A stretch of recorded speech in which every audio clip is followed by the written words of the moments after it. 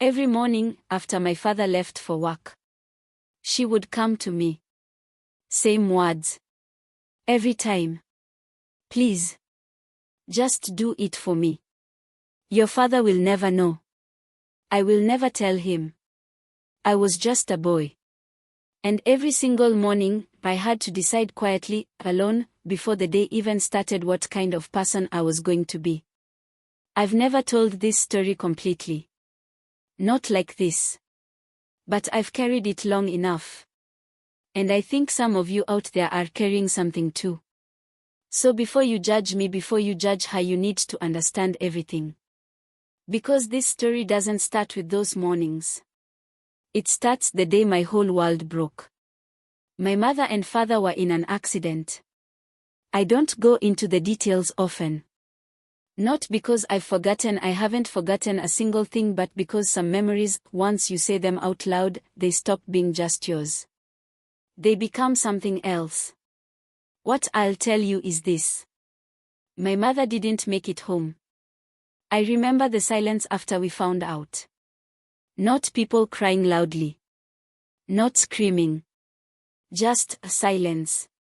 Like the house itself didn't know what to do with the information. My father sat in his chair that evening and he didn't move for a long time.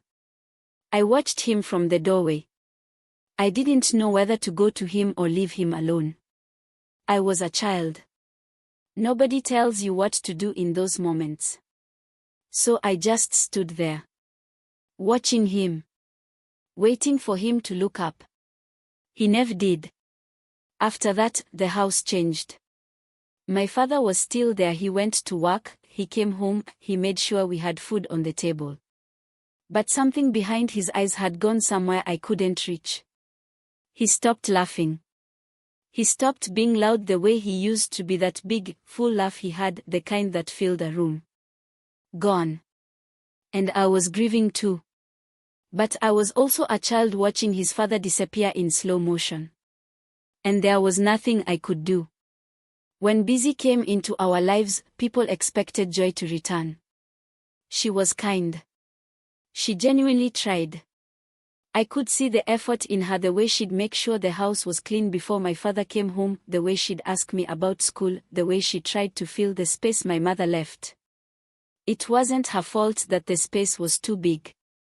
But the family, the relatives, they weren't interested in kindness. They came with pressure. Give him a child.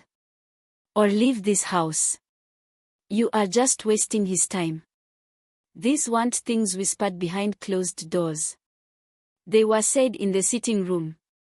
At the dinner table. In front of people. Like Bisi had no ears. Like she wasn't a human being sitting right there.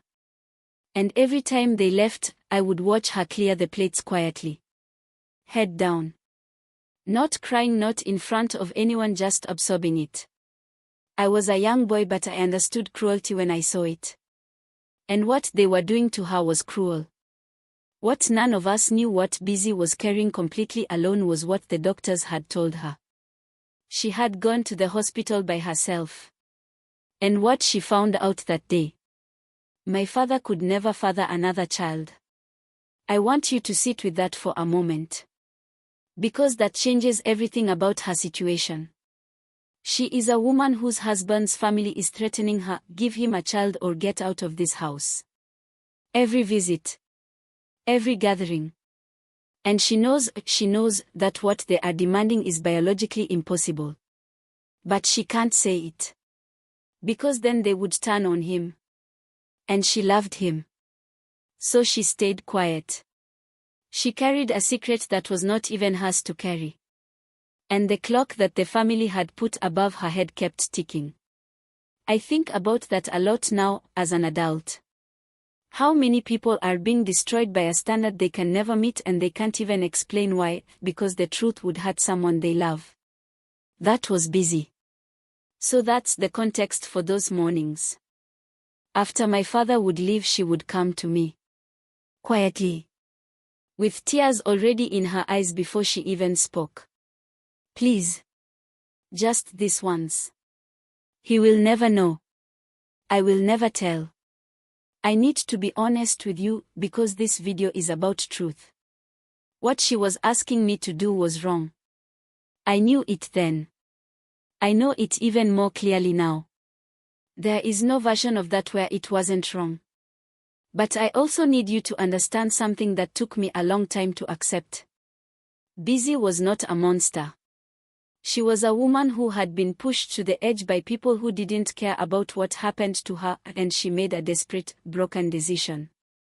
That doesn't make it right. But it is the truth. And I was watching all of it, the late-night arguments, the way my father went quiet when relatives visited, the way Bisi flinched every time someone mentioned children. One night there was a power cut. The whole house went dark. And in that darkness, I heard her. Not soft crying. Not brief crying. Desperate. Like something inside her was breaking open. I can't lose this home, she whispered. She didn't know I could hear her. Those words stayed with me. They followed me everywhere after that. To school. Into sleep.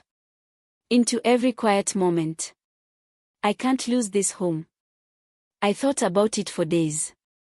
I didn't talk to anyone. There was no one to talk to. I just walked around with it, this enormous thing pressing on my chest. On one side, I knew what was right. What any reasonable person would say was right. Walk away. Don't be involved. This is not your problem. But on the other side, I thought about my father. I thought about the one time he had laughed since the accident, a small, brief laugh at something on the television, and how I had stored that moment like it was gold. Like I could take it out and look at it on the days when the house felt too heavy. I thought about what would happen if Bisi left. The house going even quieter. My father losing the second person he had tried to rebuild with. I thought about what the family would say. I thought about whether a new life might be the thing that finally brought him back. I was not thinking like a child in that moment. I was thinking like someone who had been watching his family fall apart for years and had run out of ways to stop it. And so, one day, I made a choice. Not easily. Not without knowing the weight of it. But I made it. When Bisi announced she was pregnant, the house transformed overnight. The same relatives who had come like storms, they came back with joy. Gifts arrived. Phone calls that used to be cold became warm. People who had threatened Bisi to her face now praised her like she had done something miraculous. And my father. He laughed again. That big, full laugh. The one I had missed for years. I heard it from the other room and I stopped moving. Just stood there. Listening. And I thought, this is why. This is exactly why. But when I walked into the room and saw him happy and full of life again, I couldn't fully join it. I smiled. I said the right things. But inside, I was standing slightly outside of the celebration. Like I was watching it through glass. Because I was the only one who knew what the celebration was really built on. And that is a very lonely place to be. The baby girl was born. Beautiful. Innocent. Completely unaware of any of it. And I loved her. I want to make sure I say that clearly. I loved her from the moment I saw her. But love doesn't make cracks disappear. My father would sometimes look at her for a long time. A quiet, searching look, like he was asking himself a question he wasn't ready to answer. Bisi became careful around certain conversations. Certain topics. There was an invisible line in the house that nobody named but everybody walked around. Years passed like that. The girl grew. She laughed. She called me brother. And life moved forward the way life does, not cleanly, not without weight, but forward. We were a family that had chosen the appearance of peace over the reality of truth. And for a while, it held. Then the child fell sick. And this was not ordinary sickness. It came suddenly, like it had been waiting for the right moment. And once it came, it stayed. Doctors were seen. Medicines were given. Tests were done. Nothing worked. And then things started happening at night. She would wake up screaming, pointing at corners of the room where nothing was. Whispering things. Strange things. Things a young child had no way of knowing. I don't know how to explain what that does to a household. You go from being a normal family going about your life, carrying your secrets quietly, to sitting in a house at night, afraid of what your child is going to say next. Fear does something to people. It makes them honest in ways that comfort never could. That's when we went somewhere we had never imagined going. A traditional healer. The old man didn't smile when we entered. He didn't offer greetings. He looked at the child the way someone looks at something they already understand. Long, steady. And then he spoke. This sickness is not ordinary. The room went completely quiet. There is a truth in this house that has been buried. He paused and looked around at all of us. And this child is carrying it. My chest tightened like two hands were squeezing the air out of me. My father stepped forward. Quickly. The way a man moves when he is afraid of what comes next. I am her father. The healer's eyes moved to him. Slow. Direct. No, he said. You are not. The room froze. Bisi's hands started shaking. I could feel the air change heavy, like something unseen had entered. And the healer said, if the truth is not spoken in this house, this child will not survive. Seconds became hours. Nobody moved. Nobody spoke. And then Bisi broke. Not loudly. Not dramatically. Just broke. Her voice came out cracked, fighting against itself. Like the words had been locked up for so long they didn't know how to come out anymore. I closed my eyes. I had always known this moment was somewhere ahead of us. I just didn't know it would feel like standing at the edge of something with no way back. When the truth finally came out, not perfectly, not completely, but enough. Enough for everyone in that room to understand. I couldn't look at my father. I stared at the floor. In my mind I was preparing for everything. His voice breaking. Him walking out. Him looking at me like I was a stranger. Silence. Then footsteps. Slow. Heavy. He crossed the room. He stood in front of me. For a long moment he said nothing. I could feel him looking at me. I kept my eyes down. And then, in a voice that trembled but did not break. You should never have carried this alone. I looked at him. And I saw something I was not prepared for. There was pain in his eyes. Real, deep pain. But underneath the pain, underneath everything, there was understanding. Not approval. Not pretending it was okay. Just understanding. That his son had been a child trying to hold a family together with both hands. And that he saw it. I had been waiting for that moment for years without knowing I was waiting for it. The healer did what needed to be done. This time there were no lies left in the room. And slowly, the girl began to recover. I don't know how to explain it beyond what I just said. The truth came out. And she recovered. The silence in the house didn't disappear after that. But it changed.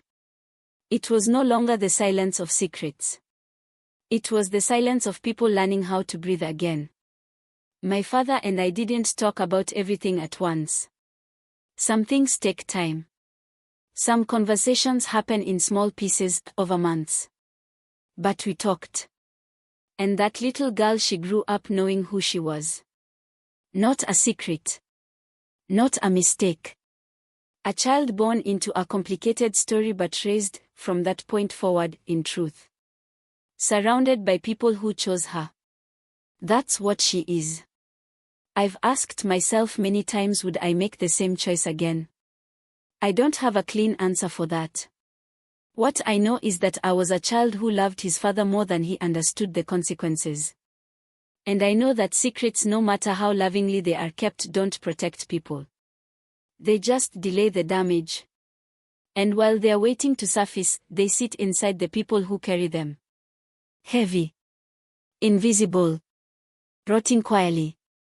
If you're watching this and you're carrying something you've never said out loud because you're afraid of what happens when you do, I'm not going to tell you it'll be easy. I watched the truth almost destroy my family. But I also watched the truth save my niece's life. I watched my father, a man I had been afraid to disappoint, look at me with understanding instead of anger. I watched a house that had been held together by silence finally start to breathe. The truth is not always the end of something. Sometimes when you finally stop running from it, it turns out to be the beginning. My name is Eo. And that is my story.